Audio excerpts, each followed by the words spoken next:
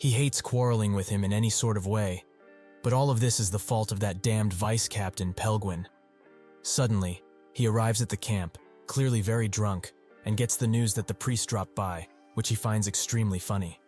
He goes inside of the tent where Marnak and Sajida are exchanging pleasantries, and asks Marnak directly, "Is someone from the Iramel family among his party?"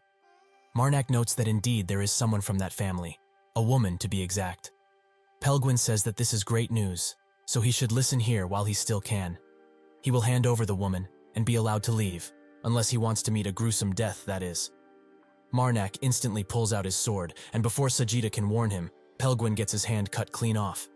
The hand lands on the ground, and he starts screaming from the pain, a scream which can be heard throughout the quiet mountains. Marnak finds this situation quite funny and strange. He doesn't remember ever telling him his name directly, yet here he is, saying it with such an affectionate tone. So, who was it? The person that wanted to track him and his party down? Sajida knows what's about to come, and is rightly horrified.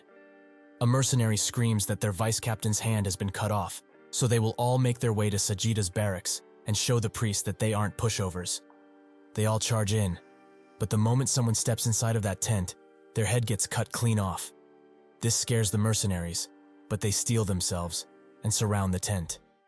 Sajida looks at Pelguin, who is now completely sober, and begs him for help.